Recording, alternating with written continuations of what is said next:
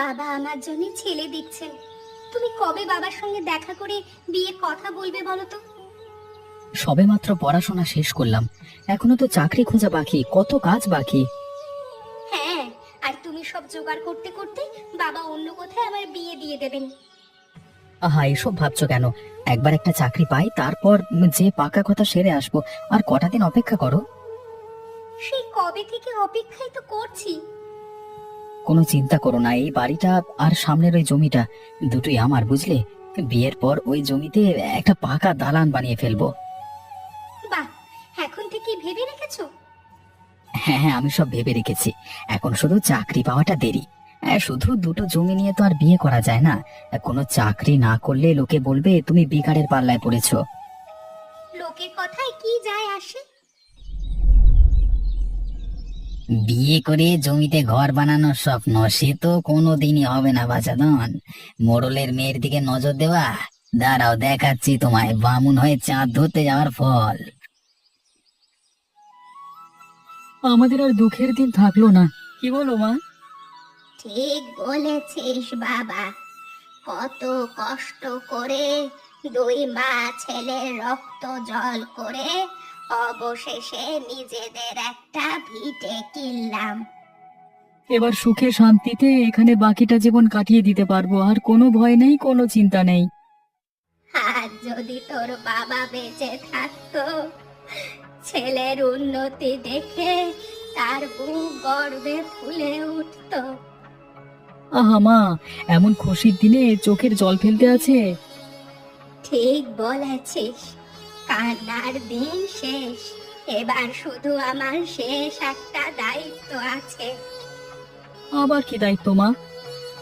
নিজেদের ভিটে তো হয়ে গেল, এবার দেখে শুনে একটা ভালো গুণী আর সুন্দরী মেয়ে দেখে তোর বিয়েটা দিতে পারলে আমার সব কর্তব্য শেষ। এরপর আমি শান্তিতে চোখ বুঝতে পারবো। কি যে বলো না মা, আমি তো চাই তুমি 1000 বছর বেঁচে থাকো। 1000 বছর চাইলেই কি আর বাঁচা যায় রে খোকা? সবে মাত্র শুরু। এই দেখো মা, সামনে আমি আরো পরিশ্রম করে অনেক উন্নতি করব, তোমার সুখের কোনো কমতি রাখবো না।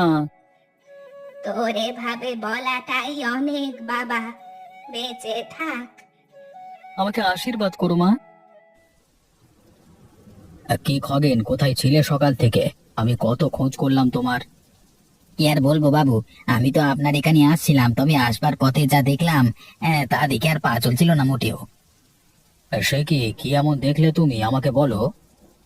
কি আর দেখবার বাকি আছে বাবু, আজকাল মানে চামার বংশের ছেলেপুলেরাও ব্রাহ্মণের মেয়ে বিয়ে করবার স্বপ্ন দেখে বই কি। এসব কি বলছো? নিচু জাতের হয়ে ব্রাহ্মণের মেয়ে বিয়ে? ছি ছি ছি ছি, লজ্জার ব্যাপার। হ্যাঁ, লজ্জার ব্যাপার তো বটেই, তার চেয়েও লজ্জার হলো মেয়ে নিজেও রাজি বিয়ে করতে। কি সাংঘাতিক! যাকে, কার কথা বলছো তুমি? জারুন বাবু, যার কথা আমি বলছি তার নাম বললে আপনি রাগে আমার গর্দান কেটে নেবেন। আহা, আমি তা করতে যাব কেন বলো তো? কারণ যার কথা আমি বলছি তাকে আপনি চেনেন, আর খুব ভালো করেই চেনেন। আরে কথা না ঘুরিয়ে সোজাসুজি কথা বলো খগেন, আমার অস্থিরতা বাড়ছে। কার কথা বলছো তুমি? আগে বাবু, আপনার মেয়ে নীলিমা আর ওই চামার পাড়ার ছেলে পাপন। কি? তুমি এসব কি বলছো? ইয়ার কি করছো আমার সঙ্গে? আপনার নুন খেয়েছি আমি বাবু, আপনার সঙ্গে আর কি করবার দুঃসাহস আর এই জন্য হবে না। বেশ বেশ, যদি তোমার কথা সত্যি হয়ে থাকে তবে ওই পাপনের নিস্তার নেই, ওকে আমি দেখে নেব। ওই চামার বাপটা যে ছোট ছোট দুটো জমি কিনেছিল, সেখানে ও নীলিমাকে বিয়ে করে সংসার করবার স্বপ্ন দেখছে বাবু। ওই জমিতে সংসারও তখন করবে যখন ওই জমিটা থাকবে। ওকে আমি বোঝাবো ভিখিরি হয়ে আমার মেয়েকে বিয়ে করতে চাওয়ার পরিণাম। আমার তো ভয় করছে বাবু, নীলিমাকে বিয়ে করতে পারলে আপনার মানে সম্পত্তি না দখল করতে বসে আর কি।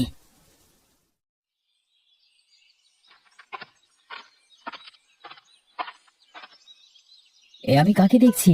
আমার তো বিশ্বাস হচ্ছে না, আপনি আমার বাড়িতে এসেছেন। আসুন বাবু।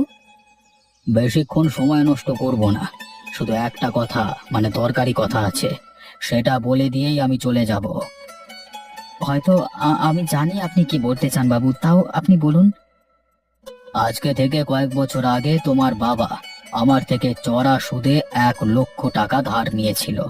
আজকে এত বছর পর ওটা আমি ফেরত পাইনি। ধার? বাবু, হয়তো কোথাও একটা ভুল হচ্ছে।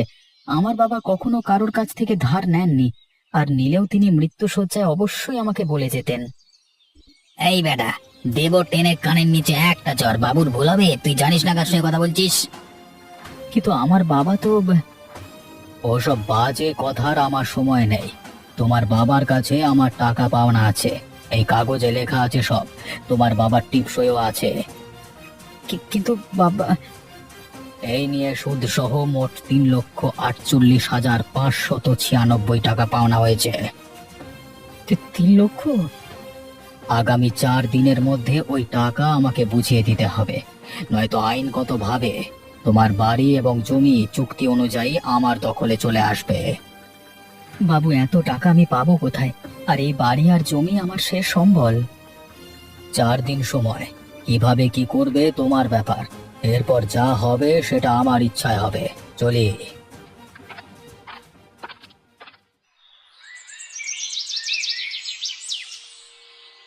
আমি বুঝতে পারছি না আমি কি করব। কেঁদো না, কোনো না কোনো উপায় ঠিক বের হবে। আমার মন বলছে তোমার বাবা মিথ্যে বলছেন। আমার বাবা কখনো কারোর কাছ থেকে সুদ নেননি। কিন্তু বাবা এমন কেন করবেন? এই যে জমি দুখানা দেখছো, এগুলো আমার বাবা নিজের কষ্টের টাকায় কিনেছেন, কারোর কাছ থেকে ধার নিয়ে নয়। বাবা কি তাহলে আমাদের ব্যাপারে জানতে পেরে গেছেন? হতেই পারে, হয়তো সেই রাগে তিনি তার ক্ষোভ থেকেই আমার সাথে এমন করছেন। কিন্তু বাবা তো খুব ভালো মানুষ, তিনি ইচ্ছে করে প্রতিশোধ নিতে এমনটা করবেন আমার ভাবতেই অদ্ভুত লাগছে। আমার কাছে 1,000 টাকা নেই গো। আমি 3.5 লক্ষ টাকা কিভাবে জোগাড় করব, তাও 4 দিনে? আমি সর্বশান্ত হয়ে যাব গো। তুমি কেঁদো না। আর বাবা যদি প্রতিশোধ নেবার জন্যও এমনটা করে থাকে, তবে আমি প্রতিজ্ঞা করছি, তুমি সর্বশান্ত হয়ে গেলেও আমি তোমাকেই বিয়ে করব। আরে রতনদা! খগেন, কেমন আছো? আছি ভালোই, তুমি বলো? এই ভালোই আছি। হ্যাঁ হ্যাঁ, তা ভালো তো থাকবেই। শুনলাম নতুন জমি কিনেছো। ওই নিজের থাকবার জন্য একটা বাড়ি করব বলে ছোট একটা জমি কিনলাম আর কি। তো বাড়ির কাজ শুরু করেছো? হ্যাঁ, শুরু করেছি, কয়েক মাস সময় লাগবে। ভালোই হলো আজকে দেখা হয়ে গেল। তোমার সঙ্গে একটা কথা ছিল, বলতে পারো? একটা প্রস্তাব আছে তোমার জন্য। প্রস্তাব? কেমন প্রস্তাব? জমিটা কিনলে বাড়ির কাজ ধরেছো, বলছি মোট কত টাকা খরচ হলো? সে বেশি নয়, ছাড়ো না। হ্যাঁ, বলোই না একবার। ওই না, জমি 2 লক্ষ টাকা, আর বাড়ি করতে আরো 2 লক্ষ টাকার মতো লাগবে। বেশ বেশ, ভালো ভালো। তা বলছি যে, যখন বাড়ির কাজ শেষ হয়ে যাবে আমি তোমাকে 5 লক্ষ টাকা দেবো। বাড়ি সহ জমিটা আমাকে দিয়ে দাও না। কি বলছো কি সব? এমন কিছু হবে না। তোমার মতলব আমি ভালো করে জানি। আমি আমার জমি বিক্রি করব না, আর তোমার কাছে এসব একদমই না, যত সব। আজকের এই অপমান আমিও মনে রাখবো রতন, এর মূল্য তোমাকে দিতে হবে। সর্বনাশ! এ কি অলক্ষণে কাণ্ড হয়ে গেল! ছি ছি ছি ছি বাবু, আমি তো নিজের চোখকে বিশ্বাস করতে পারছি না। চুপ করবে তুমি? নীলিমা, এসব কি? কি হলো বাবা, চমকে গেলে কেন? তোমার লজ্জা হলো না একবার? তুমি আমার মেয়ে হয়ে এই চামার বংশে! ছি ছি ছি ছি ছি ছি! তুমি কি ভেবেছিলে পাপনকে পথের ভিখিরি বানিয়ে দিলে আমি ওর থেকে দূরে চলে যাব? ওকে সর্বশান্ত করতে চেয়েছিলে তো, তাই আমিও সেটাই করলাম যেটা তুমি চাওনি। আপনার বাবা যা করেছেন আপনার ভালোর জন্যই তো করেছেন। আমি তোমার সঙ্গে কথা বলছি না খগেন, তুমি তাই মাথা ঘামিও না। তোকে আমার নিজের মেয়ে বলতে ঘেন্না হচ্ছে।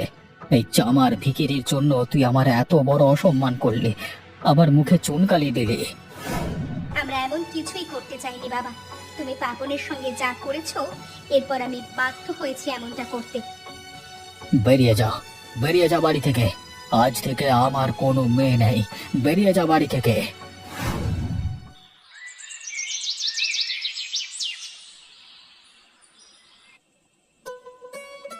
বুঝলে মা, আজকে বাজারে খগেনের সঙ্গে দেখা হয়েছিল।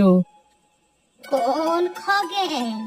ওই যে অবিনাশ বাবুর সাথে যে ঘুরে বেড়ায় সে? হ্যাঁ, ও তো একটা বাজে লোক। তোর সাথে কিভাবে ওর দেখা হলো? ওই যে সকালবেলায় বাজারে গিয়েছিলাম সেখানেই দেখা। কি বললো সে? ওর এখন নজর আমাদের জমি আর বাড়ির দিকে।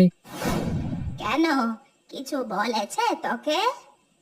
আমাকে জিজ্ঞেস করলো জমি কত দিয়ে নিলাম, বাড়ি বানাতে কত টাকা লাগবে, আমি সব বললাম। তারপর তোর কি হলো? জানি না গো, আমাকে বলে কিনা 5 লক্ষ টাকা দেবে, ওকে যেন জায়গা আর জমি বাড়ি সহ বিক্রি করে দিই। তুই কি বললি? তুই কি রাজি হয়েছিস নাকি আবার? না মা, এত কষ্ট করে জমি কিনলাম, বাড়ি বানাচ্ছি, এসব কি ওকে বিক্রি করবার জন্য নাকি? আমি তো বলে দিয়েছি আমি বিক্রি করব না।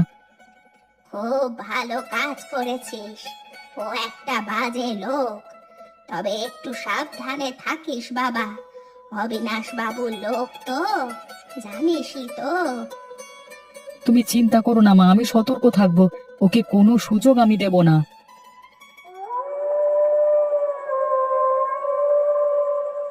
তোমার খুব কষ্ট হয়ে যাচ্ছে তাই না?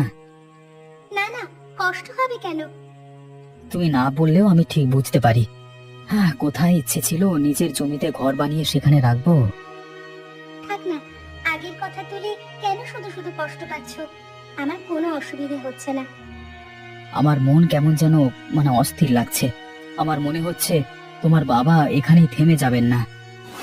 সে জানি না, তবে আমার সন্দেহটা খগেনের ওপর। বাবা এতটাও নির্মম হতে পারেন না যে কারো শেষ সম্বল কেড়ে নেবেন। কেন যে তোমার বাবা এসব বাজে লোকের সাথে ওঠা বসা করে? ভবিষ্যতে যদি বাবা আবার আমাদের কোনো ক্ষতি করতে আসে, আমাদের ভেঙে পড়লে হবে না, লড়াই করতে হবে নিজের মতো করে। ঠিক বলেছ, আমাদের প্রস্তুত থাকতে হবে, আর খুব তাড়াতাড়ি একটা চাকরি খুঁজে নিতে হবে আমাকে। কতদিন এভাবে ভিখিরির মতো থাকবো? হ্যাঁ, তাই করো।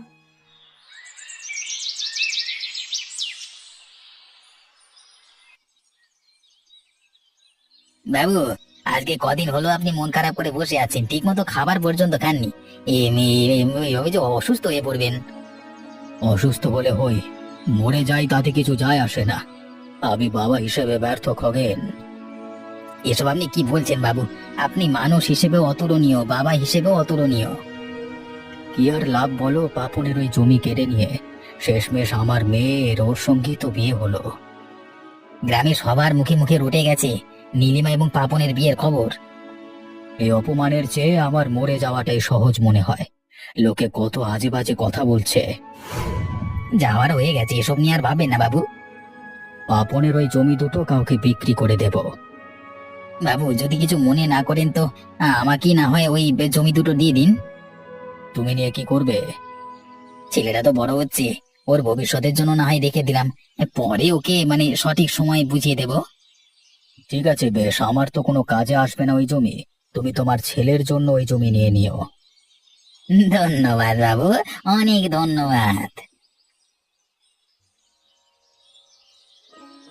নমস্কার। কি তুমি তুমি এখানে কি করছো? কেন, তুমি এই জমি কিনেছো বলে কি অন্য কারোর এখানে আসা বারণ? কারোর আসা বারণ নয়, তবে কেউ যদি কুমতলব করে আসতে চায় তবে এখানে তার ত্রিসীমানায় পা রাখা বারণ। আর রেগে যাচ্ছ কেন? আরে সেদিন বাজারে তুমি কিভাবে চিৎকার করে কথা বললে, তাও আমি হাসি মুখে তোমার সামনে এসে আজকে দাঁড়িয়েছি। কেননা তুমি লজ্জাহীন, তোমার মধ্যে সামান্যতম লজ্জা নেই। তা তুমি আমাকে যা ইচ্ছে বলতে পারো, কিন্তু আজকে থেকে আরেকটা প্রস্তাব নিয়ে এসেছি। তোমার কোনো প্রস্তাব আমি শুনতে চাই না, চলে যাও এখান থেকে। হ্যাঁ রে শোনো, আমি ভেবে দেখলাম 5 লক্ষ টাকা খুবই কম, তাই আমি তোমাকে 8 লক্ষ টাকা দেব। তুমি এই জমি বাড়ি সমেত আমাকে লিখে দাও। শেষবার আমি বলে দিচ্ছি তোমাকে, তোমাকে আমি জমি আর বাড়ি বিক্রি করব না। আর একবার যদি তুমি জমি বাড়ি বেচবার কথা বলো আমাকে, তাহলে আমি বাবুকে বিচার দেব বলে দিলাম। ঠিক আছে, ভালোভাবে বললাম, শুনলে না তো? তোমাকে আমি দেখে নেব। হ্যাঁ হ্যাঁ, যাও যাও, গরিব বলে আমার দুর্বল ভেবো না, আমিও দেখবো তুমি কি করতে পারো। কি হলো, কোথায় ছিলে? আর তোমাকে তো ক্লান্ত লাগছে কেন? একটু জল নিয়ে এসো আমার জন্য।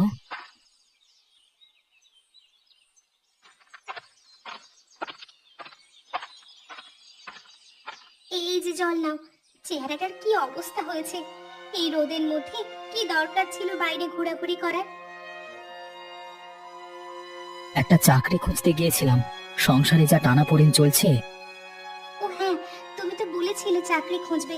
তো বলো, চাকরি পেলে কোথাও? না গো, পাইনি। সে কি, তুমি তো ভালোই পড়াশোনা করেছো, তাও কোথাও চাকরি হচ্ছে না? এই আবার কেমন কথা? চাকরি তো হয়েছে তো, তবে চাকরি আটকে রাখা হয়েছে আমার। আটকে রাখা হয়েছে মানে? কে আটকে রেখেছে? আজকে 5-6 জায়গায় গেলাম, কিন্তু নাম আর পরিচিতি শুনে সবাই দপ্তর থেকে বের করে দেয়।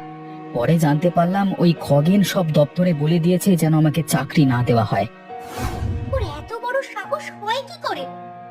হয়তো তোমার বাবাই বলেছেন ওকে এমনটা করতে। অনেক হয়েছে, এতদিন সব মুখ বুজে সহ্য করেছি, আর না। আমি বাবার কাছে আজই যাব, গিয়ে সামনাসামনি তাকে জিজ্ঞেস করব সবকিছু। আরে থাক না, ছাড়ো, শুধু শুধু অশান্তি বাড়িয়ে লাভ নেই। প্রতিদিন তো অশান্তি হচ্ছেই, আজ এর একটা শেষ আমি দেখেই ছাড়বো। আর তুমিও যাবে আমার সঙ্গে, চলো। এক্ষুনি? হ্যাঁ চলো। কোন সাহসে আর কার অনুমতি নিয়ে তোমরা আমার বাড়ির চৌকাঠ পার করেছো? আসলে দাঁড়াও, আমায় বলতে দাও। আমাদের কোনো ইচ্ছে ছিল না এখানে আসার, কিন্তু তোমার কৃতকর্মের জন্য বাধ্য হয়েছে এখানে আসতে। বিয়ে হয়ে গিয়েছে বলে ভুলে যেও না আমি তোমার বাবা, আর তুমি আমার সাথে এতটা অসম্মান দিয়ে কথা বলতে পারো না নীলিমা। ও তাই? আমি তো ভুলেই গিয়েছিলাম, আপনি আমার বাবা। দিনের পর দিন যা করছেন তাতে মনেই হয়নি আপনি আমার বাবা। এভাবে অসম্মান দিয়ে বাবুর সঙ্গে কথা বলবে না নীলিমা মা। আমি প্রথম এবং শেষবার বলছি, আমাদের বাবা এবং মেয়ের মধ্যে তুমি কথা বলতে আসবে না খগেন। কি কি এমন করেছি আমি যে তোমাদের এতটা অপছন্দের হয়ে গেছি? তুমি পাপনের জমি অন্যায়ভাবে কেড়ে নিয়েছো বাবা, কিন্তু তখনও আমরা চুপ ছিলাম। এখন তুমি ওর চাকরিটাও আটকে দিলে। চাকরি? চাকরি আটকে দিয়েছি মানে? বুঝেও না বোঝার ভান করছো তাই না বাবা? কেন? তুমি তো খগেনকে দিয়ে সব দপ্তরে বলেছো যেন পাপনকে কোনো চাকরি দেয়া না হয়। আমি? এসব ওরা কি বলছে খগেন? আমি কখন? ওই বাবু, আসলে আর কি মানে ভেবেছিলাম যদি সব জায়গায় বলে বন্ধ করে দিই, আপনার পায়ে এসে পড়া ছাড়া কোনো উপায় থাকবে না। আমি জানি আমি জমি দখল করে অন্যায় করেছি, কিন্তু আমি এতটাই নিকৃষ্ট হতে পারবো না যে কারোর উপার্জনের রাস্তা বন্ধ করব। আর পাপনের ওই জমি আমি খগেনকে দিয়ে দিয়েছি, মানে আর কি। পাপনের জমি দখল করে তুমি খগেনকে কেন দিলে? ও বলল ওর ছেলের জন্য জমি কিনতে তাই। শুধু তাই নয় বাবু, আমার কষ্টের টাকায় কেনা জমি আর বাড়ি জোর করে কিনে নেবার জন্য খগেন আমার পেছনে পড়ে হুমকি দেয়। এর বিচার চাইতেই আজকে এখানে আসা। খগেনই তো আমার মনে ভয় পোষণ করে, এই বলে যে পাপনের সঙ্গে আমার মেয়ের বিয়ে হলেও আমার সম্পত্তির ভাগ চাইবে। সবশেষে এটাই প্রমাণ হয় যে শুরু থেকেই শুধুমাত্র জমির লোভে খগেন সবার মধ্যে দূরত্ব সৃষ্টি করে বাবা। ও একজন অত্যন্ত লোভী। এত বড় প্রতারণা! লোভের কারণে আমার আর আমার মেয়ের মধ্যে তুমি অশান্তির জন্ম দিলে। বাবু, আমি তো শুধু আপনার ব্যাস, আজকের পর থেকে তোমাকে আমি আমার বাড়ি থেকে দূর করে দিলাম। এই গ্রামের ত্রিসীমানায় আমি দেখতে চাই না তোমাকে। তুমি আজকে রাত্রের মধ্যেই গ্রাম ছেড়ে চলে যাবে। আমি কোথায় যাব বাবু, কি করব সে আমি জানি না, আজকে রাতের মধ্যেই তুমি গ্রাম ছাড়বে। মা নীলিমা, পাপন, তোমরা আমাকে ক্ষমা করো। আমি এই খগেনের পাল্লায় পড়ে তোমাদের কষ্ট দিয়েছি। এখন থেকে তোমরা আমার সাথে এখানেই থাকবে। এসো, আবার বুকে এসো বাবা। আয় মা নীলিমা, আয়।